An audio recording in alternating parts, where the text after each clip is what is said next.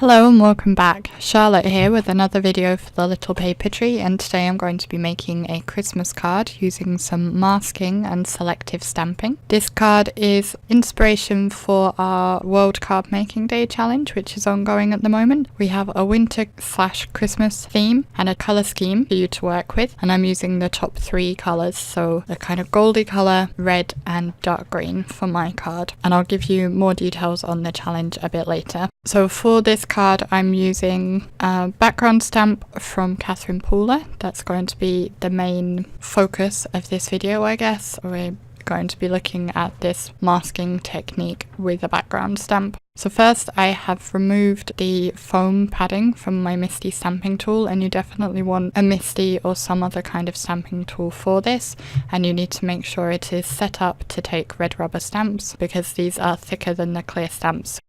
I'm using some masking tape and also a piece of scratch paper just to mask off the back of the card so that any overlapping of the stamp won't make a mess of the back of the card. And I'm using my grid acetate just to check the positioning of the card because the red rubber stamp doesn't stamp all the way to the edge. So I want to make sure that my card is positioned so that the stamp will reach all the way to the bottom of the card. And the stamping on the acetate first lets me check this and make sure I can get my card base into the correct position.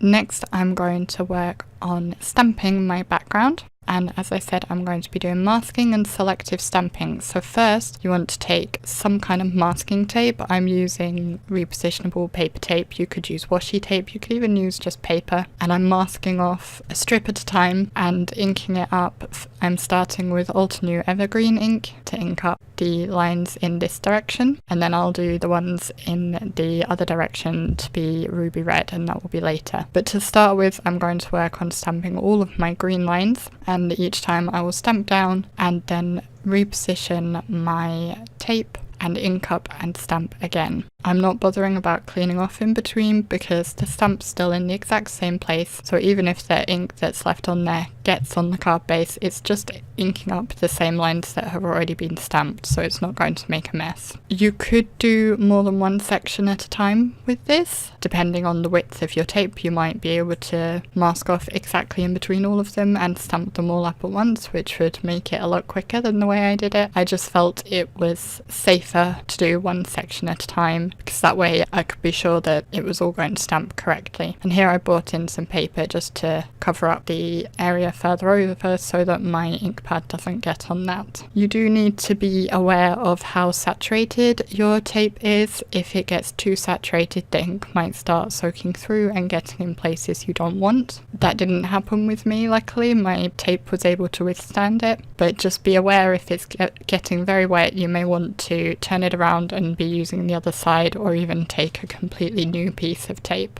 So I'm just going to keep working my way along, stamping one at a time, and at this point I realised that the stamp wasn't quite reaching all the way to the top of my card base, and the reason for this is I'm working with a metric card base, so it's A6 from an A4 piece of paper, which is different from American paper is generally letter size, which is 8.5 by 11 inches, gives you your A2 card base. The card base I'm working with is slightly taller and slightly narrower than an A2 card base, which is what gave me the gap at the top, but I will fix that later on in the video. So we'll skip ahead a bit. I showed you what it looks like once I'd completed all the green lines, and then I'm going to move on to doing the red lines. I don't need that extra piece of masking tape here because I'm using a smaller ink pad, so it was able to fit in within the confines of the two pieces of tape I had.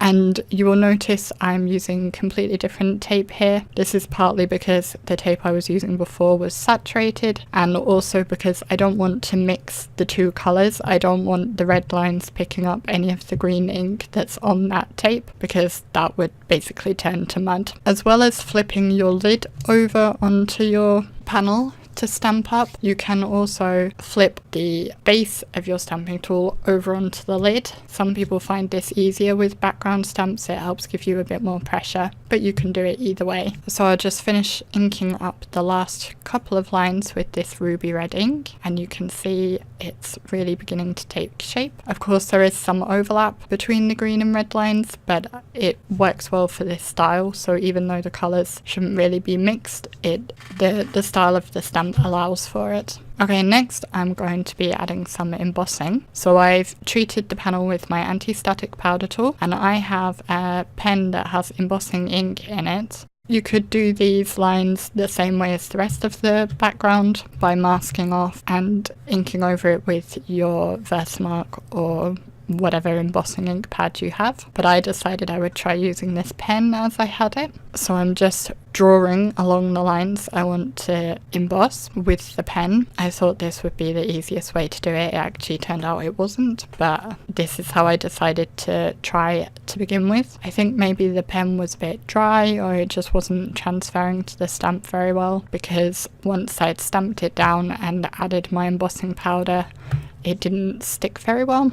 And as a side note here, obviously you have to take your card base out of the stamp positioner to add the embossing powder and heat it. And this means you will be very unlikely to get it back into the same position, because if you remember from the start of the video, we didn't have the card pressed right up into the corner. If you had some paper underneath when you started, you could draw guidelines as to where your stamp should be positioned. Your card base should be positioned, but it may well still be very difficult to get it back into the exact same place, so don't remove it until you're sure you have all the lines you want inked up and ready to emboss. I've added some gold embossing powder. You can use your favourite gold embossing powder. I thought gold worked well, and as I said, it's part of the colour scheme. And I also brushed off any stray pieces of embossing powder with a paintbrush before I heat set it. As I said, the coverage wasn't as good as I would have liked. It hadn't stuck very well, so after I heat set it, I just used my embossing pen directly on those lines so that I could fill them in, and this worked much better and gave me a much better coverage.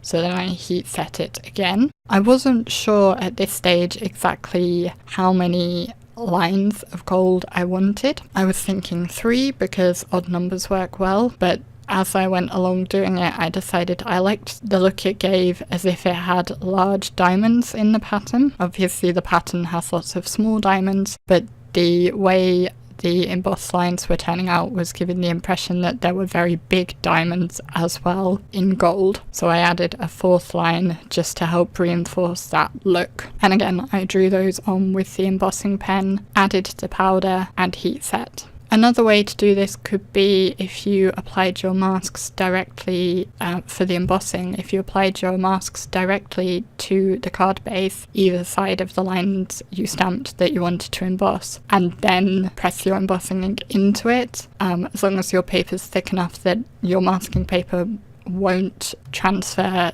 the ink through it so it will properly mask it off, then that would be one way to do it. I hope that made sense.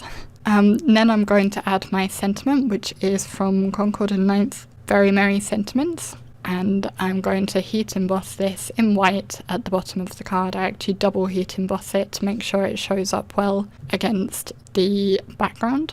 And all the products used for this will be linked down below. I can't remember if I mentioned, but the stamp for the background is Catherine Paula's BFF background stamp. So here I just trimmed away the top of the card. I had considered maybe adding a border along the top, but I decided I didn't like that idea, so I just went ahead and trimmed it off. As a final touch, I decided to add some Nuvo Drops in Simply White.